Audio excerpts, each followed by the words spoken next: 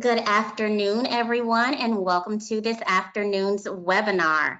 Today's webinar is Reflective Practice for Early Childhood Professionals, taking you from surviving to thriving. I'm Adrienne Gilliard, and I'll be delivering this webinar today. So thank you again so much for joining me.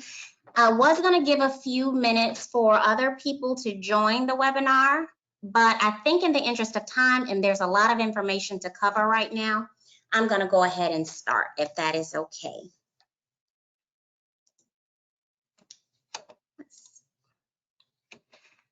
So we'll begin our webinar the way we do all of them. We'll talk about our attendance, credits, pre and post test, and evaluations. So all ELC Broward trainings are for in-service hours only. Your training certificate will be emailed to you within 24 hours and sent to the email address that you entered in for your registration. In order to be marked as attended, you must log in on the computer or download the GoToWebinar app on your phone.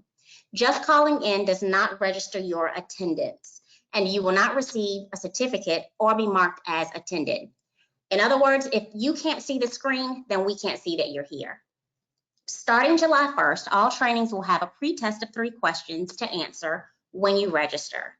When you complete the training, there will be a post-test of 3 questions and a training survey of 5 questions that'll launch. Please make sure that you complete all of the information that is given there. On to our housekeeping. We do this every time we do a webinar, but it's important to do. There may be other people that are joining us for the first time. So just for a little housekeeping, we have a questions box in this platform. If you click on the icon at the top of the toolbar and type in your message in the questions box, hit send so that your message or your question can be seen. We also have a handouts icon on the toolbar. If you tap it and then select the file will download automatically. And we have quite a few handouts for this training today, so make sure that you tap on that handout icon and get your handouts. There's also a hand raising tool. You can raise and lower your hand by clicking the icon on the control button. If you do use that hand raising tool, please make sure that you lower your hand so that it is not up the whole training. And we have a large crowd today, so we'll do our best to answer your questions. And if we don't get to you by chance, just email me afterwards and I'll be glad to answer your questions. To handle the chat box for me today, I have Miss Carolina White on. So if you want to say hello, Carolina. Hi, everybody. Okay, yes, Carolina is always needed to handle the chat box for me because I am not very good at multitasking when it comes to this platform. So thank you so much for doing that for me, Carolina. I really appreciate it. My pleasure. I'm so excited about this training. Okay. All right, so this is a little bit of information about me. I won't go through and read all of my educational background, but the main thing that I will talk about is my #1 accomplishment, and that is having been in the field of early childhood education for over 21 years. I love this field, and I still get a chance to learn something new in this profession every single day. As far as personal things, I enjoy reading. I like doing crafts here and there. I do some diamond art and some beading every once in a while. I also do a little bit of gardening, and I love spending time with my family. I have a wonderful husband, and today is actually our anniversary. So hopefully he'll come home with some flowers or some candy or something that's, you know, nice and all of that, but we'll see. I also have a 7-year-old stepson who's incredibly funny and animated. And I have a human-like French bulldog whose name is Mars. He's also snoring in the background, so hopefully you don't hear him, but if you do, that's him. I'm also really close to my parents, and I'm missing them a lot these days due to COVID-19, but at least we get a chance to video chat at least several times a day. So that's a little bit about me in a nutshell. Our agenda for today is to define reflective practice and its process. We will also work to explain the key components and benefits of reflective practice. We will also work to explore your own current perceptions and misconceptions of reflective practice. We will explore 3 different models of reflective practice and discuss the models for reflective practice in the context of teaching. We will also identify a range of tools for reflective practice.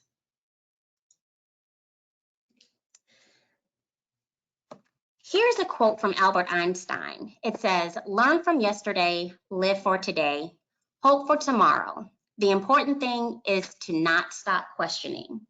I thought this quote was very fitting for our webinar today because you'll see that reflective practice is all about learning from experiences and always questioning what you did before so that you can do it better.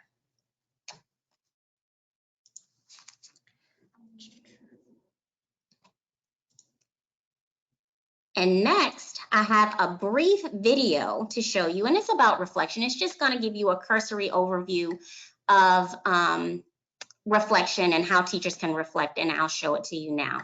So give me 1 second.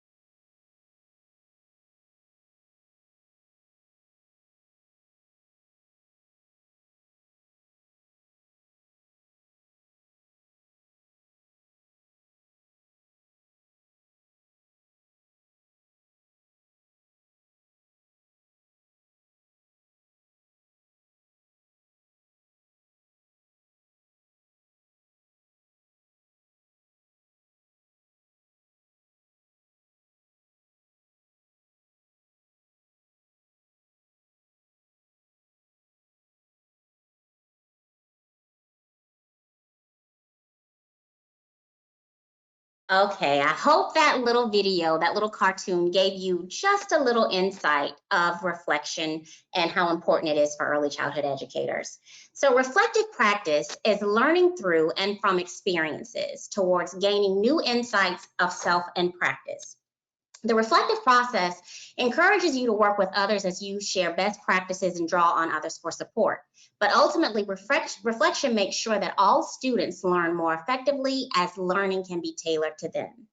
Reflection is also a systematic reviewing process for all teachers, which allows you to make links from one experience to the next and making sure that your students make the maximum progress. Because that's what we're really here for, is to help them make maximum progress.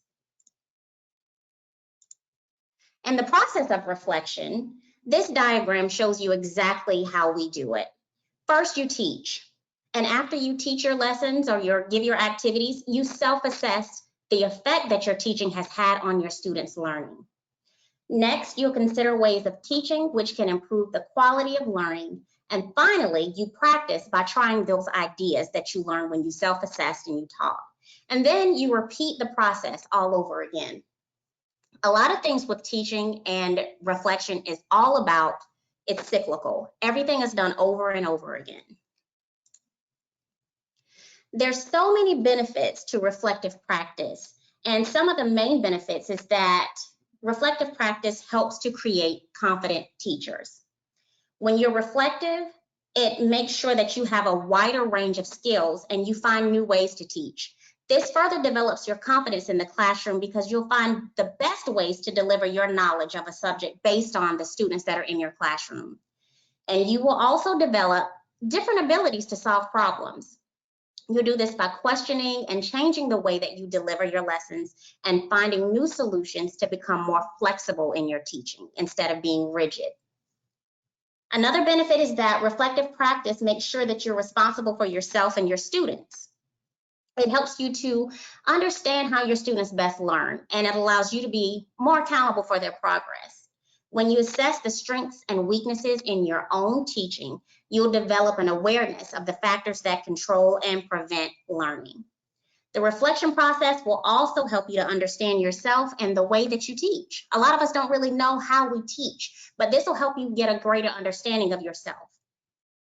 You can ask yourself questions and self-assess, and through this, you'll understand what your strengths are and the areas that you may need just some extra practice and some extra help in.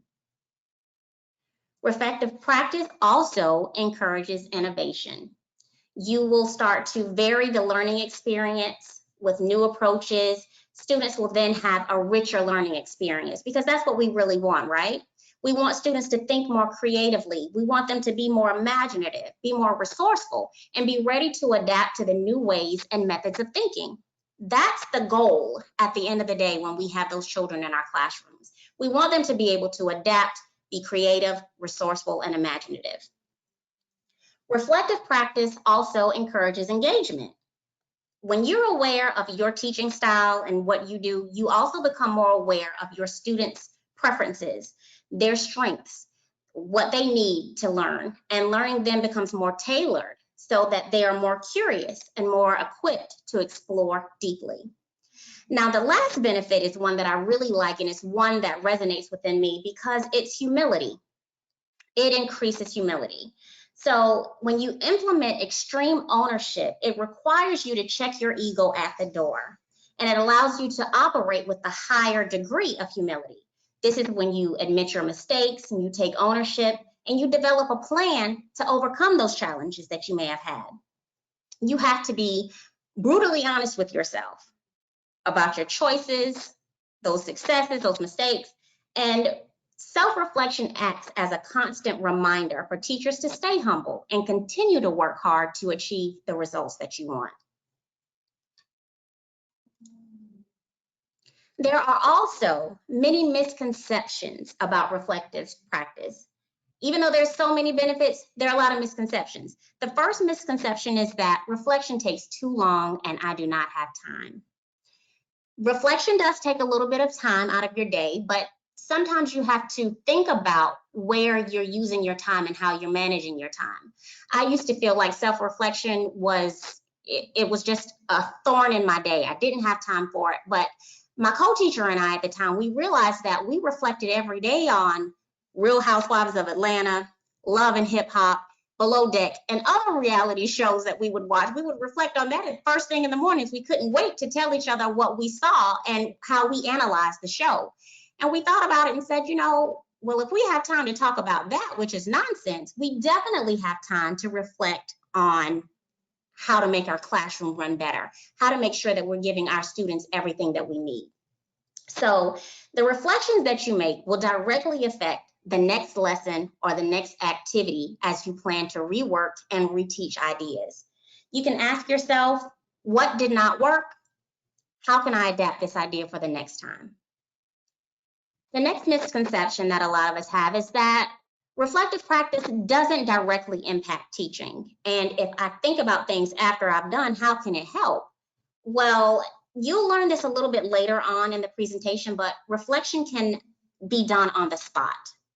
And you should be reflecting on things as they happen in the classroom.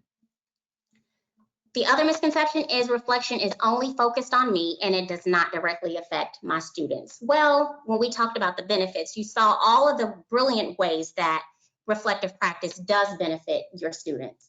You'll start to reteach and reassess the lessons that you taught, and this will allow students to gain the chance to learn new skills and strengthen their learning.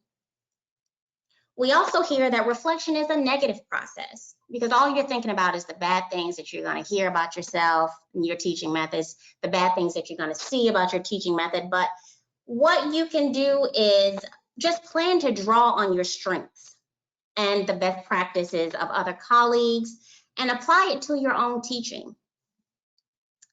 The other one is that reflection is a solo process. So how will I know that I've improved? Well, you can draw on student feedback. And I know you're sitting there thinking, okay, so I have 2-year-old children. They're pretty young. How can they let me know that my teaching has improved?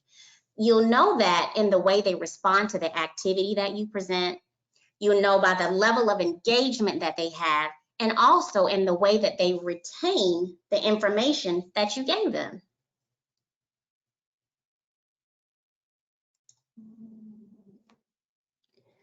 Now we'll get to the meat of the webinar today. So we're going to move on to the actual models of reflective practice. There are a lot of different models of reflective practice that have come to be over the last couple of years. We're going to focus on 3 reflective practice models today. But no matter how many models there are, they all share the same basic aim, and that's to get the best results from the learning for both the teachers and the students. Each model of reflection aims to unpack learning and to make links and connections between the doing and the thinking. So the first model that I'm going to present to you today is the Kolb's learning cycle. David Kolb invented this cycle in 1984. And it's a 4-stage reflective model, and it can be best described as learning through experience. So if you look at the first little man on the diagram, it's concrete experience. And this means this is where teachers are experiencing something new for the first time in the classroom, and that the children are experiencing something new for the first time. The next step is the reflective observation. And this is when the teachers observe that concrete experience that they've presented, and they reflect on it. Here is where you or teachers should consider the strengths of the experience and the areas of development. Teachers need to form an understanding of what helped the students learn and what hindered their learning. The next step is the abstract conceptualization. And this is when the teacher takes her concrete experience, the reflective observation, and she tries to make sense of what has happened. And that's what we call conceptualization. So you do this by making connections between what the students have done, what they already know, and what they need to learn next. Teachers here can lean on research that they got from textbooks or reliable websites. I know one reliable website that we all lean on pretty heavily is Pinterest. It can be pretty reliable in terms of its developmentally appropriateness, and some of the activities that they present are just amazing. So I know that's one that we lean on. But you can also draw on the support from other colleagues and their own previous knowledge as well. Finally, the last piece of the diagram is active experimentation. And this is where you will consider how you're going to put everything that you've learned into practice. You will actively experiment by testing ideas in future situations, resulting in new experiences. And then, as I said earlier for the first diagram, the cycle repeats itself in a whole new method for a whole new experience. Now, I'm sure you're probably sitting there thinking, okay, but what does it look like in preschool? When the Kolb model is presented in the preschool classroom, it looks like a way to spark curiosity in children by experimenting. You're going to experiment with different activities and ways that the activities are presented to bring together observation, creativity, and those active interactions that we want. And it will allow children to see purpose and enjoy the learning experiences. What I have here are just a few examples. So one example of how Kolb brings and sparks curiosity is when you combine subjects into one lesson. You can use, say for instance, that you're going to use Play-Doh to create sculptures. Tell the students that they use the Play-Doh to create sculptures, but you have a rule set that they can only use geometric shapes that they've learned about previously to create their masterpiece. This will help children see how subjects cross over into real life situations and extends their creativity, and also links with something else that they've already done. The examples here that I'm giving you are things that we've already done before, and they're simple, but just so that you can see them outlined and see how they interact with the Kolb model is what I'm trying to do here. So the next thing you can do is using all 5 senses in science. Science is a fun an intriguing subject. But do you ever notice that whenever we're doing a science activity, we always have kids lined up around the table, sitting down doing the science activity or sitting at a desk? Well, in order to create a richer and a deeper experience for them, create a science activity that encourages them to explore and make their own discoveries where they don't have to sit down. It can be something that's kind of out of the box. And one activity that I've seen a lot of you do before, I know I've done it, is just setting up a guessing game that stimulates all 5 of the children's senses. For example, you can place different objects inside of a sack or a box and encourage the children to use their fingers to feel, their ears to listen, and their nose to smell before guessing what the object is. So I know this sounds really familiar because I've come in classrooms and I've seen this activity done. The next way the model can be used and implemented in the classroom is if you do a grocery shopping activity. You can take your housekeeping center and set it up as a grocery store. You can have students, you can assign them roles as one person is the customer or the shopper, the other is the cashier. You can even have a stocker.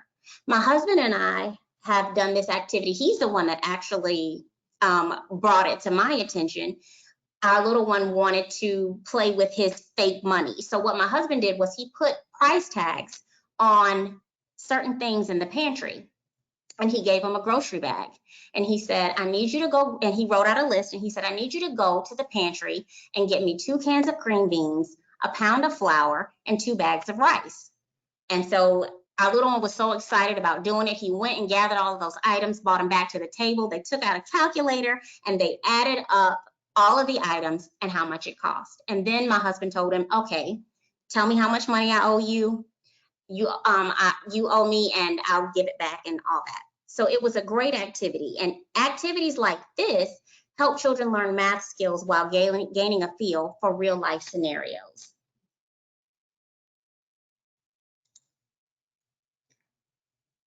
So the next model that we'll talk about is the Gibbs reflective cycle. Graham Gibbs invented this model in 1998, and it's based on the concept of learning through repetition. In Gibbs' model, the first 3 sections, which is the description, the feelings, and the evaluation, they're concerned about what happened. The final 3 sections, which is analysis, the conclusion, and the action plan, those 3 are more geared to making sense of the experience and how you as the teacher can improve that situation.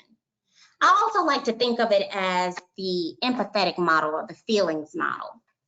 You ever heard the saying that says, walk a mile in someone else's shoes? Well, that's essentially what this model will do for you.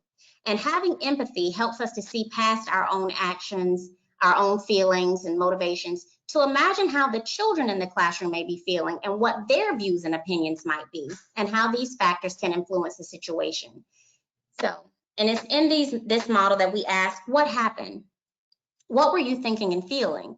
What was good and bad about the experience? What sense can you make out of the situation? What else could you have done? And finally, if it arose again, what would you do? Now, to show you how this plan or this reflective cycle works in the early childhood education classroom, I'm going to use a personal story that happened to me when I was in the 2-year-old classroom. And I titled this slide, When the Clown Came to Class. I also want to just preface it by saying I have a lot of personal scenarios and stories that I often use because I do have a lot of classroom experience. Like I said, I've been in the classroom for over 21 years. Some experiences are good, some not so good. But so when the clown came to class is how I'm going to show you how Gibbs reflective cycle works. It all started when my co-teacher, Miss Amy, and I noticed that some of our students had a fascination with clowns. I don't know where the fascination came up from, but we had the brilliant idea to bring a clown into our 2-year-old classroom. Now, Amy and I, that's my co-teacher's name, we love to create big experiences for our children. And so the special thing about this clown was that he was going to come dressed as a regular person. So the clown came into our classroom. He was dressed in his regular slacks and t-shirt. He introduced himself to the students, and he started pulling out pieces of his costume. As he explained his job as a clown, he began to put on different pieces of his costume. He pulled out his rainbow suspenders, his big striped pants, his ruffled collar, and his big floppy shoes, and put them all on.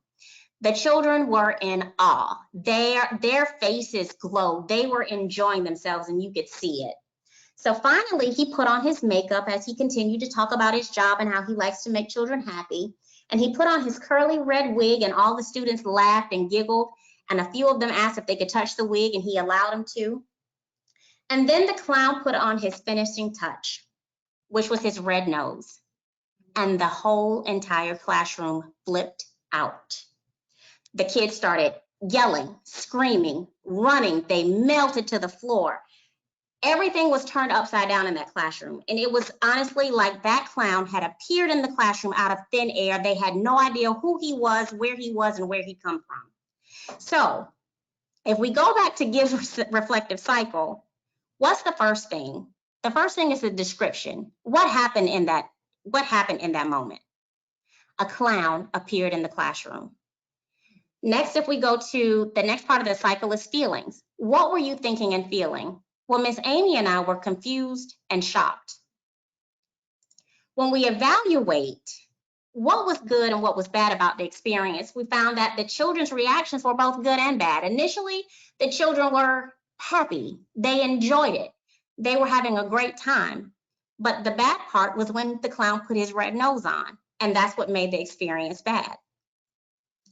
The next part of Gibbs' reflective cycle is to make the analysis and see what sense you can make out of the situation. So what we determined was that the children were too young for this experience. Even though they were showing interest in clowns and all of that, they were really too young for this in-your-face experience. As a conclusion, what else could we have done? We could have just taken the time to read a book about clowns instead. But like I said, Amy and I, we were known for creating big experiences in our classroom. So this one didn't go over so well, but we could have just read a book about clowns instead. And for the final part of Gibbs' reflective cycle, it's the action plan. If it arose again, what would you do? What we would have done or suggested to the clown was have him ask the children if it was okay for him to put on his red nose. And maybe that would have made things happen a little differently. So that was how, when the clown came to class, worked in terms of the reflective cycle in early childhood. Our next model that we're going to cover is my favorite model, and it is Sean's theory of reflective practice.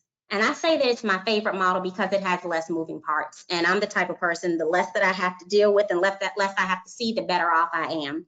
But it was developed by Donald Sean in 1983. And it's two parts, reflection and action. That is the doing stage. And that's reflecting on the incident while it can still benefit the learning. Reflection in action allows you to deal with surprising incidents that may happen in a learning environment. It allows you to be responsible and resourceful, drawing on your own knowledge and allowing you to apply it to new experiences. It also allows for personalized learning rather than using something that's preconceived, an idea or a notion about what you should do about a particular situation. You decide what works best at that time in that unique experience and for that student. So if you look at the chart for reflection in action, it has three main points, and that's to consider the situation, decide how to act, and to act immediately. Now, on the other hand, reflection on action involves reflecting on how practice can be developed after the incident, after the lesson, or after the activity has already occurred. Here is where Sean recognizes the importance of reflecting back in order to discover how our knowing in action may have contributed to an unexpected outcome. Reflection on action should encourage ideas on what you need to change in the future. And you carry out reflection on action outside of the classroom where you consider the situation again. It requires deeper thought. And we've all done this. We reflect without even knowing it. I know that I'm not the only person that has driven home after a long day in the classroom and start thinking about some of the things that happened and what I could have changed. Reflection on action deals with two main points. and that is to reconsider the situation and think about what needs to be changed in the future.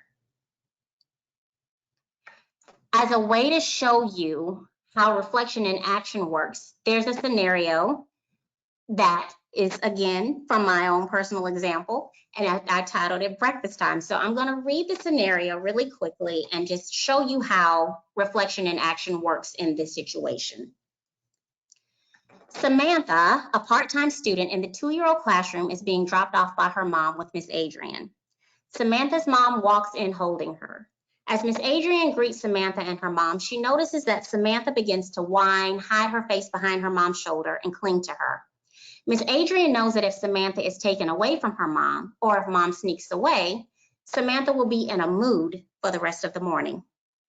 When mom puts Samantha down and says goodbye, she immediately starts to cry. Miss Adrian asks Samantha to come to housekeeping to make a big breakfast for her because she's starving. Samantha immediately stops crying and holds Miss Adrian's hand and goes with her to housekeeping. The rest of Samantha's day goes without a hitch. Now, the first thing that we have to do here, as it works for reflection and action, remember there are 3 main parts. The first part is to consider the situation. The situation here is that Samantha is a part-time student and she only comes in on Tuesdays and Thursdays. And it takes a while for her to warm up to the teacher and the environment all over again after the weekend. So some of the questions that Miss Adrian asked herself, or some of the questions that I ask myself, are, what does she know about what Samantha likes? Well, from experience, she knows that Samantha's favorite center is housekeeping. The other question is, what does she know about Samantha's family and home life? She knows that Samantha spends a great deal of time with her grandmother, who she calls Nene, and Nene makes huge breakfast over the weekend. And a lot of times, Nene allows Samantha to help her cook. So what does Adrian know about Samantha's temperament? She knows that Samantha takes a while to calm down once she gets upset. And when she does stop crying, she's really mean to her friends and the teacher. So she often will gather her things together and pack a pretend bag and say that she's running away. So that's what we know about the situation.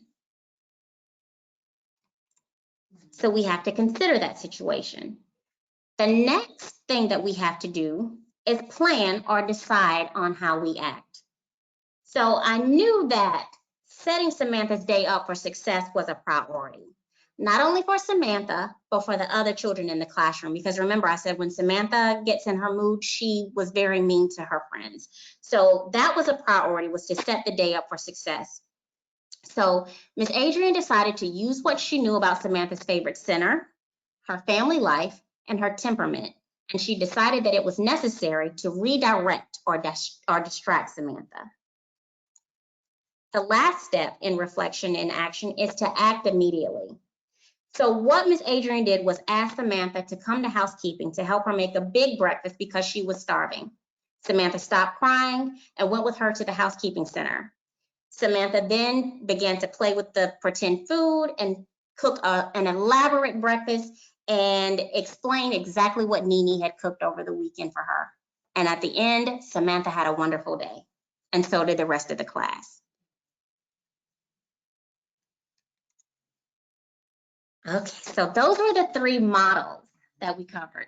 Carolina, do we have any questions from anyone in the chat box or the questions box? No questions at this time. Okay, so now that we've covered those theoretical models, I know that they might sound confusing still, even though I try to relate them back to the classroom. I know they sound like they probably will take up too much time and you just can't see how they're going to fit into your day, but I'm going to let you in on just a little secret.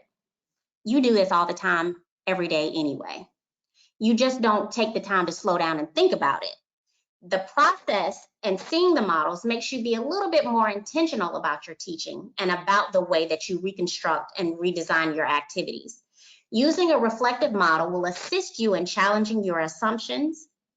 They will help you to explore new ways of thinking and doing things, and they'll help you to look at your strengths and weaknesses, and you can also kind of beef up your teaching practice by being able to link your practice with theory.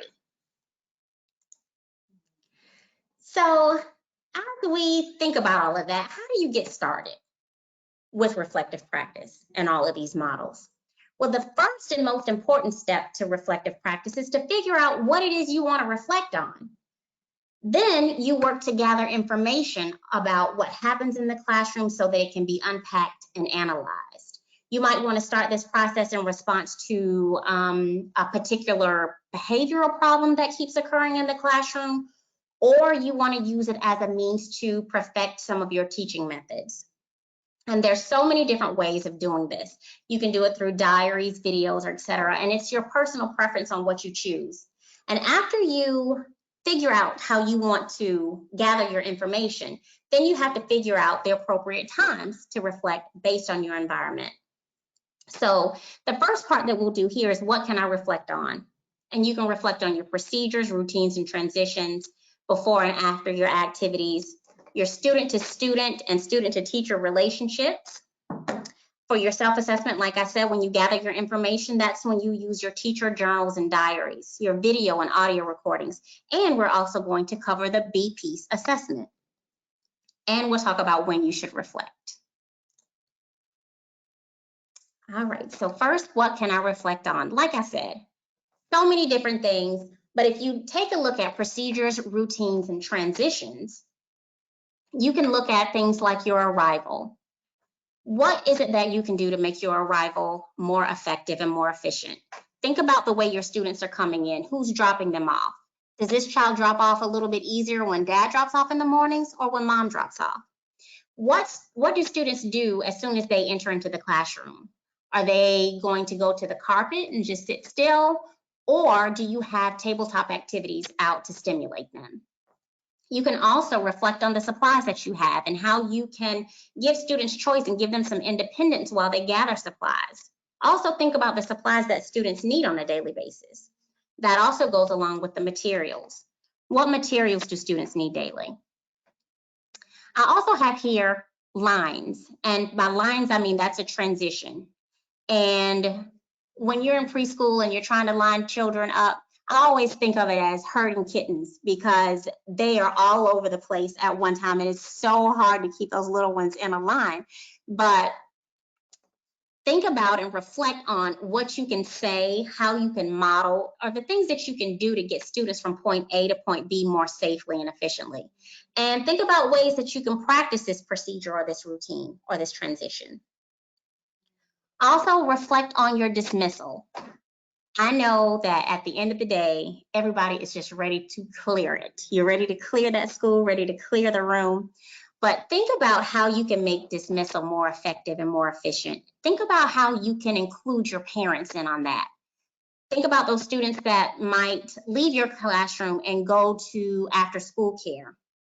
Think about the children that are being picked up from parents and they're walking home. Think about all of those things and reflect on that as you move forward. You can also reflect before an activity. As materials and supplies is a big thing. Think about if you have all of your materials and supplies that are necessary for your activities or your lessons lined up and ready to go. This makes your day go smoother. Think about your engagement and how you will engage students right away to keep them engaged throughout the lesson or the activity. And also reflect on what active participation techniques and learning structures you need to use for this lesson. Another thing that I really want you to think about is the objective. Figure out and reflect on what it is you want students to know or be able to do by the end of that activity. And take a look at how you want to make sure that they understand that objective and the rationale behind it. Think about how you will make sure that students understand what they're learning in this content. And also, please look at and think about how that content connects to past learning experiences and what you're doing in the classroom at that particular time. Another thing that you can reflect on is the individual student. We all have those students in our classrooms that are a little bit more wiggly during circle time or during an activity. So think about what students you need to be more cognizant of during an activity or during a lesson and what kind of changes you need to make. How do you want to support that specific child? And how do you want to support the other students when there may be a distraction in the room? Also, before the activity, reflect on the groups of students. Will you group the students? How will you group the students? Do you know which students work well together in a group and which students you probably need to keep separated?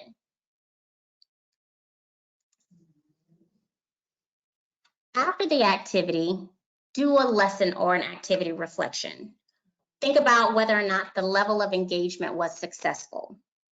Ask yourself if you'll continue the activity at another time, and will the activity content lend to the next lesson or the next topic? Think about how you'll praise the children's efforts or how you will fix what didn't go well in that particular activity.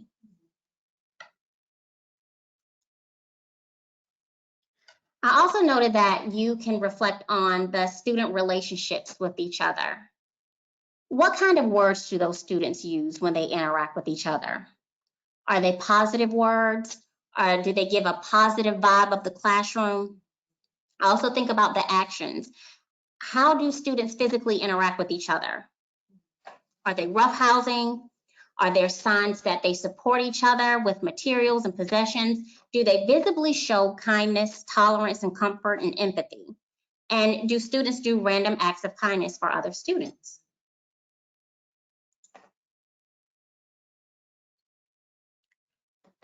The next thing that you can reflect on is student relationships with the teacher. Here again, it's your words. How do students and teachers speak to each other with their words? Are there signs of respect, trust, and kindness? And what specific words do students use when they're asking for support from a teacher or adult? And what words does a teacher use when they respond to that student? Also think about the actions. How do students and teachers physically treat each other? Are there visible signs of respect and trust and kindness and empathy with their actions? So these are all really important things that you can think about when you are gathering, when you're wondering about what it is you're going to reflect on. So now that you know what you can reflect on, and there are limitless possibilities, let's talk about some of the ways that you can gather that information. And some of the ways are teacher diaries or journals, and they are a really informative tool for reflective practice. A journal or a diary will allow teachers to capture the details of teaching methods after the class, and it's kind of a way to read your ongoing narrative as a teacher. Writing in a journal or a diary does not have to be a tiresome task. You don't have to do anything that's long and drawn out and lengthy. It can take you no longer than 5 minutes to do so if you want to. When you write in your teacher diary, the main 3 questions that you should reflect on are, what went well today? What could I have done differently? And how will I modify my instruction for the future? You see how there's a trend in all of this? You're constantly asking yourself questions. You're coming up with the answers on your own, and that's the key of reflective practice. So the type of diary and the type of journal that you use is totally up to you, and there are multiple formats. And in the next couple of slides, I'll show you a couple of formats. So it's blurry and hard to see, but this is just a quick shot of this journal. And your journals or diaries can be as detailed as this one with lots of observations. This teacher took time to talk about the environment, how she would change the environment for the next lesson. She talks about parental input. She includes pictures and all that kind of stuff. It is a great map and an outline of what she wants to do in the classroom and how she wants to change. It's very elaborate. So it can be this type of journal, or it can be as simple as an entry that ponders some key questions. In this diary sample, this teacher is just wondering about the boys in her classroom and how it'll affect classroom management and if she expects a difference in it. So that is the main thing that she's concerned with. She's obviously concerned with the dynamic of gender and classroom behavior. So that's what the entry focuses on. And she says, I'm so excited about the first day of school. I wonder if having so many boys in the class will affect behavior and class management. Hey, do I expect a difference? I guess I do. How can I keep my active voice bias from influencing what I see? Maybe these new methods of recording will help. I think I'll look for some things to read about sex differences in behavior. So because that's what she was more interested in, that's what she wanted to write about. You could be more interested in how can you have a more efficient lunchtime schedule? How can you make sure that all of the kids have eaten, you've cleaned up, and you've put them down for nap? So it's whatever your journal, whatever is more pertinent to you at the time. It's personal.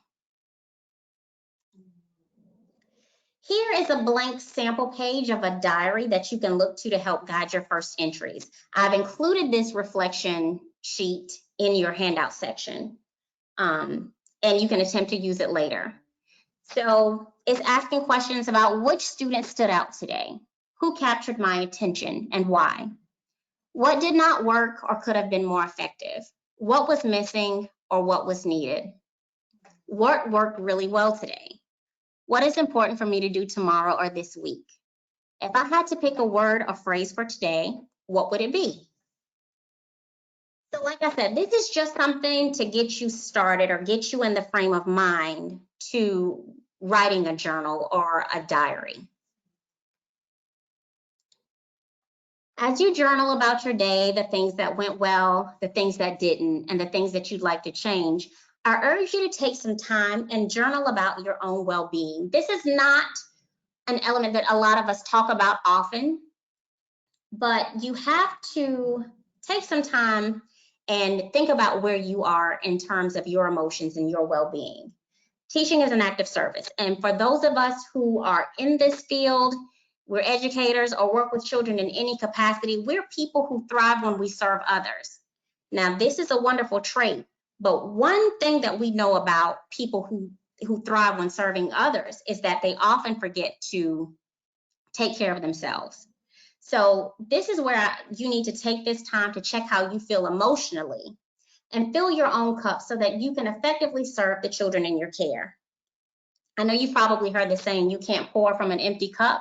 So journaling here will allow you to reflect on your well-being and help boost your confidence and help you fill up that cup. So when you're writing, write about your sense of belonging. Do you feel that you're an active part of the school community? Do you feel like you have a precise role? Do you feel like you're just a part of the group at all? Last week, our team, we listened to a webinar that was hosted by Dr. Antoinette Taylor, and she made a really valid point. She said that teachers are teaching in isolation and they don't know how to reach out for help or to say that they're not okay. If there are any directors on the line today, I just ask that you make it a practice to reach out to your teachers on a weekly basis or monthly basis just to gauge how they're doing emotionally and see if they need anything or any help and see if they are feeling like they belong or that they are included. And let them know that whatever feelings that they're feeling and their concerns, they're valid and that they do belong. So teachers, make sure you write about that sense of belonging. The next thing that you can write about in your journal is your self-efficacy. And that is in reference to your certainty or uncertainties at work. Things that you may not feel comfortable doing or things that you feel extremely comfortable doing. It references also your positive emotional state or your sense of satisfaction that's linked to work or how well you can deal with prospective situations that may come up. The last thing that you can write about is agency. And agency just means how capable you are at completing your job and being a self-starter, being independent and completing the tasks without being told to do them, and also formulating an active role in your community or your work group or your school. So these things will be vital to boost your well-being and to boost your confidence. It was especially important for me to add this slide in because you cannot be an effective teacher unless you take care of you first.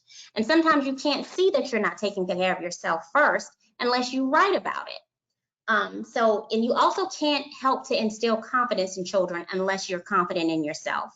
For this, you can scribble this in the headings of your journal, on the bottom of it, or you can give it a page of its own. It depends on you, but the main thing is just to include it. Just make sure that you keep checks and balances of yourself and reflect on how you feel. The next very important part of your journal is to listen to your gut feelings or your gut reactions about something. So Jennifer Gonzalez, who's the author of the book, The Cult of Pedagogy, she designed an amazing tool that helps guide you in reflecting on those gut feelings that teachers have. And these feelings can determine the culture and the atmosphere of the classroom and how the day goes. The tool is five key questions that can help you listen to your body's emotional responses and uncover problem areas in your teaching. And you can use these questions at the start of the school year, in the middle, or at the end. It really just depends on you. So there's also a handout in the handout section, and it looks like a chart, but I'll show it to you in a second. So when you listen to your gut, look around your classroom.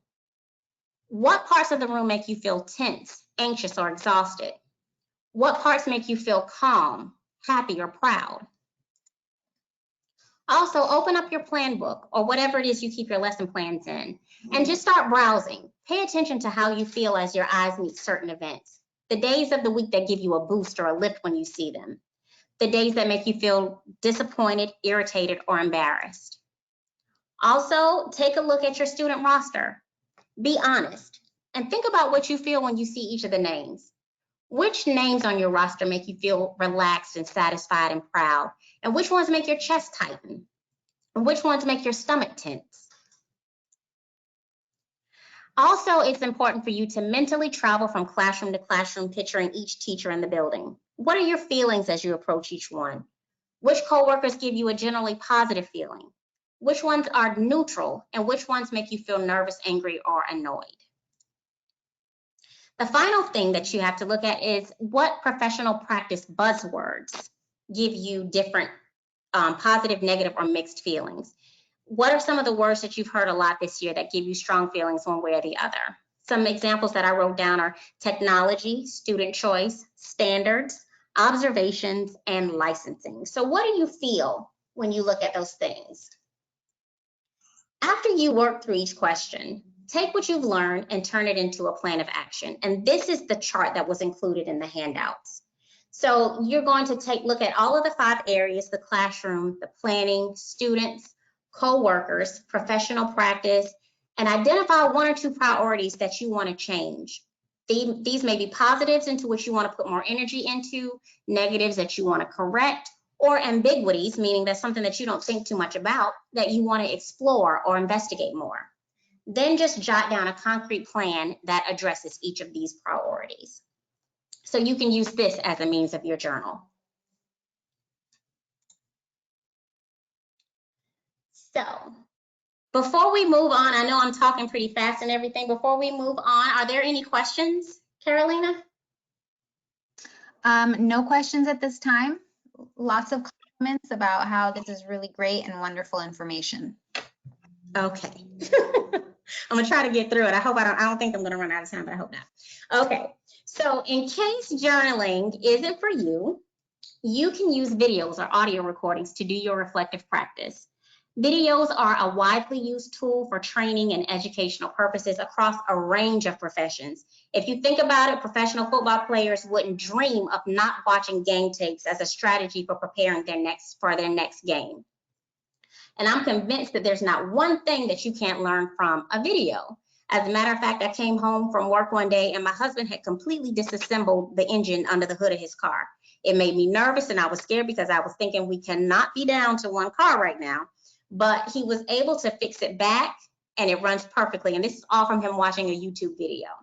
So by the same token, doesn't it make sense for teachers to use video reflection from one day's lesson to prepare for the challenges of the lessons that lie ahead? I think it does. Now, I know that this process might make you feel nervous because a lot of us, we have nerves when it comes to doing that. So I have a video, but I don't think we're gonna play it in the interest of time. I think I'm gonna go by it. And we'll go to video recordings next. So video recordings will allow teachers to distance themselves and be objective about their teaching. It also helps teachers notice and respond to both strong and weak aspects of their teaching.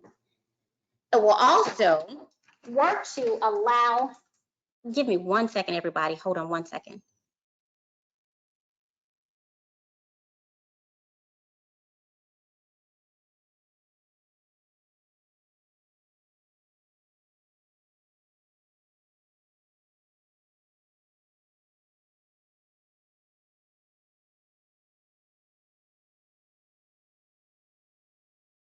I am so sorry, everyone. My husband just had me flowers delivered for our anniversary. Okay, so video recordings also allows teachers to view themselves in action and immediately re-examine it many times. And video recordings also has a well-known motivating effect. I'm so sorry about that interruption, you guys. So there are steps for video recording and self-viewing. When you record yourself, it's important to think about which parts of your instruction you want to videotape. You do not have to record yourself and what you do all day long. It's easier to just pick a mini lesson to do. If you want to record yourself in circle time, it's easier to do that. But the first step is to prepare your mini lesson for recording. And this means making sure that you have all of the appropriate materials that link your lesson to the topic. When you're prepared in this way, you're more apt to do a good job. You'll have everything you need and you'll be able to get through it easier. The second step is when you look at the video. You'll look at your video either at home or some other convenient location and discover what your primary concerns are. Usually, when you first look at yourself after you've recorded, the first things that you're interested in will be your grammar, the way that you sound in general, the use of your facial expressions and your gestures, and the appearance or non-appearance of nervousness. And this is what researchers like to call actor syndrome, because you're initially more aware of how you're acting instead of your own interactions with the students. This is completely normal, but as you do this process more, you'll start to care less about the grammar, less about your gestures and facial expressions, and more about the lesson and how it's carried out with the students. The third step to recording is making sure that you have some time in between those self-viewings, a couple of days maybe. Some say 2 a week, but I think that's a little bit too long. But as your nervousness and excitement from recording fades away, you'll be able to view yourselves with a certain degree of detachment. And so the next time you're recording, you'll look at yourself in terms of the questions, okay, well, what am I doing in the classroom? Why am I doing this? What was the end result? And will I change anything based on the information that I gather from answering the first 3 questions? The final step is optional and it's based on what you're comfortable with, because at the end of the day, this is self-reflection. So you don't have to let anyone else see what you've done, but it could be really helpful if you were to get a co-worker or a co-teacher to look at the video with you. And engaging in follow-up discussions will promote your self-esteem, and you can either accept or reject the suggestions that are given during the analysis of your video. It's totally up to you.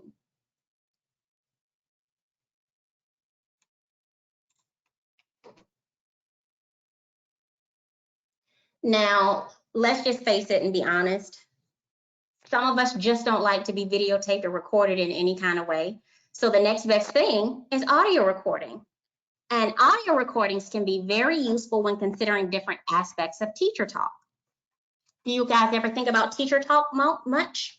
So teacher talk is one of those aspects that we take for granted, but it's essential in supporting student learning. So when you listen to your audio recording, you'll think about questions such as, how much do you talk?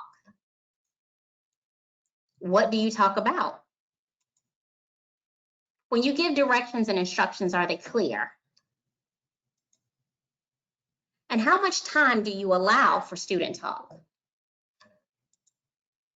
And how do you respond to student talk? So these are essential questions that you can ask yourself when you do your audio recordings. Some teachers will notice that they don't do a lot of talking at all in the classroom. And some teachers will notice that they talk a lot in the classroom, but is their talking meaningful? Or it's just, mindless prattle about anything. So you will be able to clue in on what it is you're talking about and what you need to fix. Okay. The next tool for gathering information for reflective practice that we're going to cover is the B-Piece. Now, B-Piece is an acronym for Best Practices in Inclusive Early Childhood Education for Practitioners. It's pretty lengthy, right? But I'll just be doing a brief overview of B-Piece today because we don't have a lot of time, and I see that I'm running out of time, but there will be an in-depth training done in October, so look out for that. And I'm sure that you're going to have tons of questions when I'm done because, like I said, it's kind of a cursory overview. So just bear with me. So the B piece is a voluntary self-assessment tool designed for teachers and caregivers who work directly with young children. And it is used to identify areas of strength and areas of growth regarding inclusive practices. Now, when we think about inclusive practices, these are the practices that support the right of every infant and young child and his or her family. And it supports their right to participate in a broad range of activities, regardless of their ability. I also want to point out that we do have the handouts of the B piece in the handout section. So please, please, please download those handouts. It's a really good one. Okay. The process of B piece is for practitioners to self-rate using a checklist of 40 practice indicators in 7 different areas. Those areas include the environment, family, collaboration, interaction, instruction, screening and assessment, and transition. When you use these ratings, practitioners will identify their strengths and their opportunities for growth in supporting an inclusive classroom. B piece is a user-friendly tool from which action and professional development plans can be written. And it can also be used in conjunction with other program assessment tools. B piece has a rating scale, and the rating scale is as follows. Always, I use this practice all the time. The next level of implementation is usually. I use this practice most of the time. The next level is occasionally. I use this practice some of the time as I need it. And the final level of implementation is not yet. I have not used this practice and/or I don't know what it is.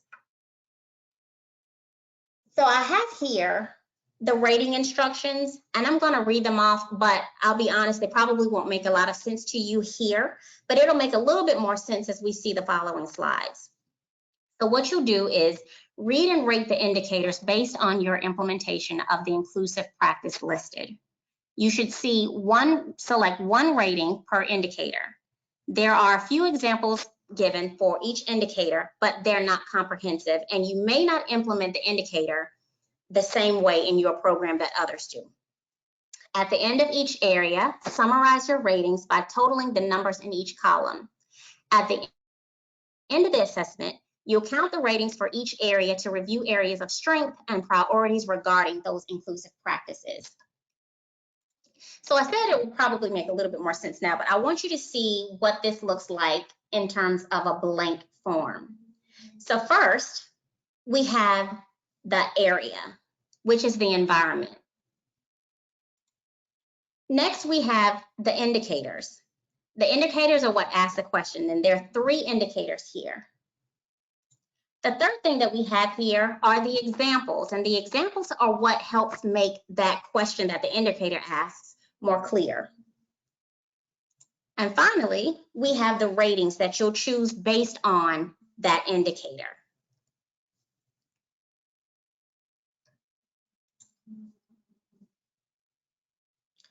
So we're going to do this as a really quick exercise to rate this one, just so you can see how it looks in practice. So remember what we said. We said that you are to read the indicator based on your implementation of the inclusive practice listed. So for environment, the first indicator asks, do you ensure that the program, facilities, and all learning environments are ADA compliant? So you go over, if you don't know what any of that means, you go over and look at the examples. The examples say, does it ensure that doors are wide enough for a child with a walker?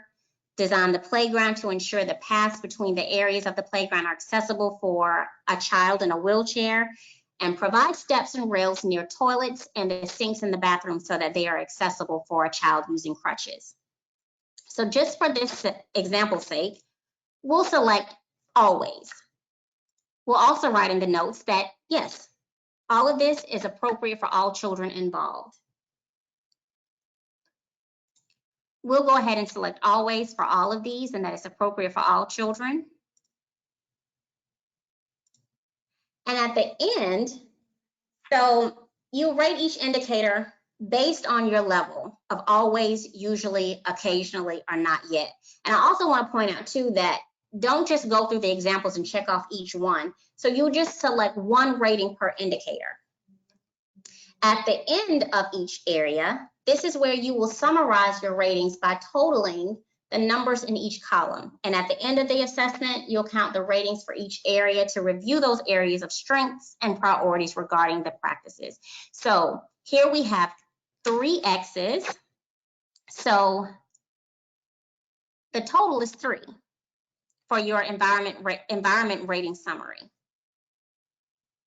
And I want to point out here that there are quite a few components of BPs that is pretty much out of the hands of the teacher and has more to do with the director, as in terms of ensuring that the doors are wide enough, providing an adaptive swing seat on the playground. Those things are out of your control. They're more so in the director's lap. So those components, you know, I just chose this particular one for the environment because it was shorter, but some of these things are out of your hands. The next part that you'll see is the BP's rating summary. All of the charting is filled out, and remember, we just did the environment. And all of these areas will not be relevant to you, but still it's best practice to complete each section, even if you just put not yet. So if we think back on what we had for environment, we had 3 numbers, we had 3 always, 0 numbers of usual, 0 occasionally, and 0 not yet. So this is what this section of the chart will look like filled in.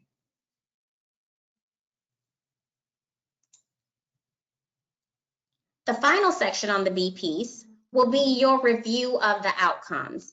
It's here where you'll write about the areas that you feel that you need to focus on for improvement. Now, I know there is a lot of terminology that is probably unfamiliar, so at the end of the tool, there is a handy dandy glossary that will assist you in any terminology that you haven't heard of before or some that you just might need clarity on. So this will be your best friend, because it was my best friend in doing a lot of the research on this because some of the terminology was new to me. So that's what the BPs looks like in a nutshell. Carolina, are there any questions? No questions. Okay. Well, there are no questions for me, but I have questions for the participants. So this BPs is a completely voluntary tool, but your input will help guide our professional development efforts in Florida.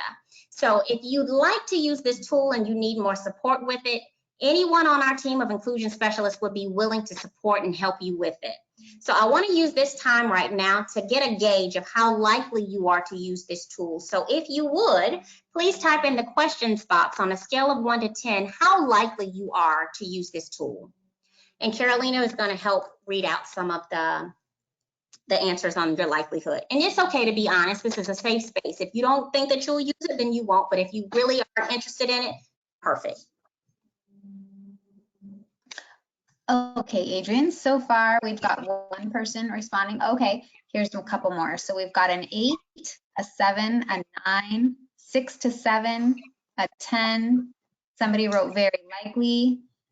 Quick compliment, this is an excellent training. 8, 9, 10, 9, 7, 8, 9. Somebody wrote 9, but they wouldn't record themselves because they don't like their voice. We all can. Lots of 10s, a 6. Love the training. Okay. Wonderful. Is it available in Spanish? That is a very good question. We'll have I believe it is.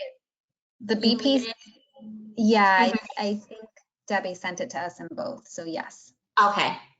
Okay, perfect. Yeah, well, then it is available in Spanish. Okay. Well, great. Well, it looks like we have a lot of people who would definitely be interested in using the BP. And I'm glad. It's a wonderful tool. It'll really help you to reflect and examine your practice.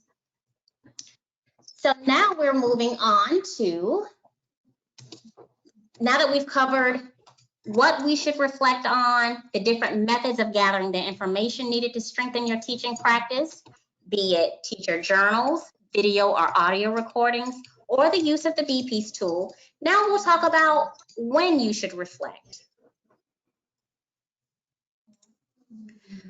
There are appropriate times for reflective practice when you're doing it in the school setting. You can do it during rest or sleep times for toddlers and infants and even some of your preschoolers. You can also do it prior to families arriving. If you get at school early enough, you can do it prior to those families arriving. You can also do it after families leave the center after dismissal. Like I said, I know at the end of the day, everybody is ready to clear it, but that's also a really good time to talk to your co-teachers, talk to your administration, and reflect on some of those things that have happened during the day because it's fresher on your mind.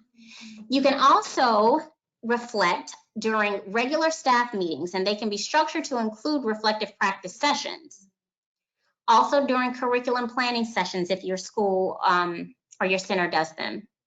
And the final way that is appropriate for reflective practice is when children are immersed in games or they're doing other activities and they're under the supervision of other caregivers, not your care at that particular time, but someone else. If someone has relieved you, those are the appropriate times.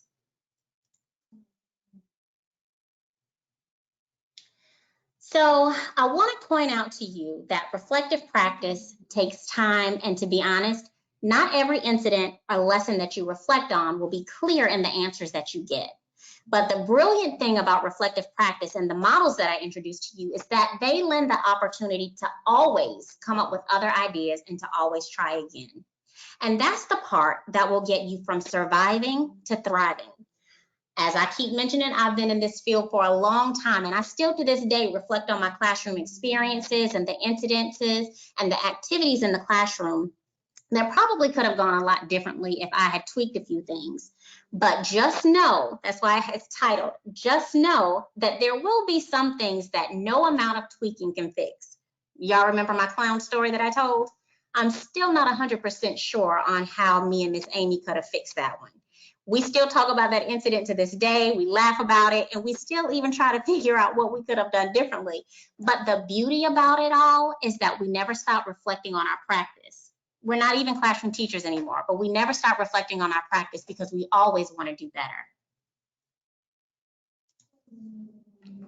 In summary, reflective practice is a powerful tool that requires you to question your teaching methods for your own personal development and to improve your students' learning performance. You can use one of the three models as your starting point, then gather information on what you're reflecting on by using either diaries, journals, video recordings, audio recordings, or the B-Piece. And by incorporating reflective practice into your daily routine, you will begin to thrive instead of just survive. Thank you so much, everyone, for joining us today. And I'm sending all of you virtual hugs. I miss your faces. I look forward to the next time that we meet in this platform. And if you have any further questions, please let me know. You can also contact me at the email address that is above. And I'll give everyone some extra time so that they can download the handouts that are in the handout section if you have not done so already. So I appreciate you coming today. Charlene, are there any more questions or anything? No questions. A lot of compliments on the training and a lot of thank yous. Congratulations on your anniversary. Thank you. Thank you for the information. It was great getting to learn about reflective practice. A lot of thank yous. I love this webinar. Thank you very much. Hugs, enjoy your anniversary. Thank you. Thank you. And if this training could be done in Spanish for teachers, but we can talk about that with our coworkers. Okay. All right.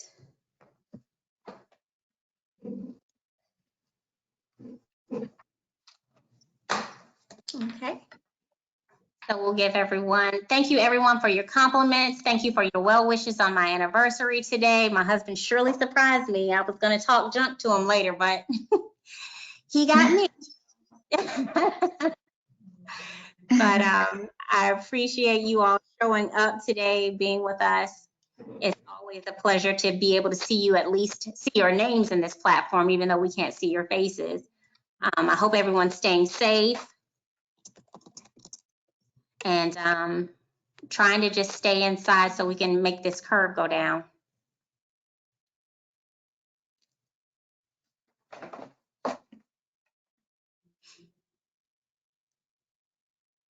Okay.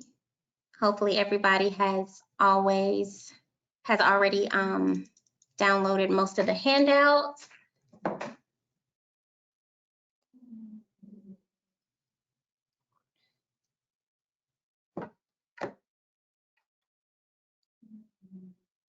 Before we end. Oh, thank you, Ida. Thank you, Debbie. Thank you, Claudia.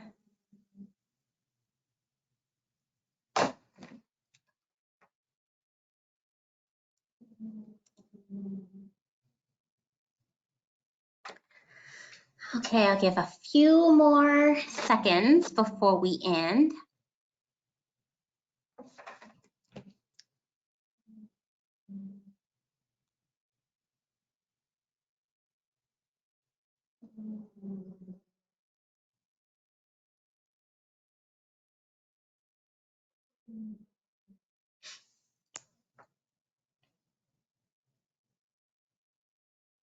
Oh, thanks, Suwanda.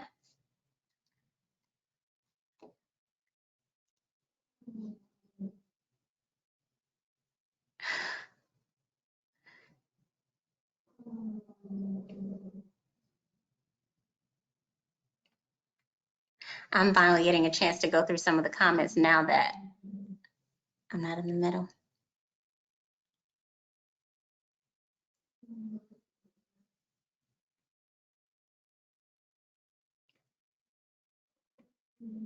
Okay. Well, it looks like most of the people are leaving. Let's see.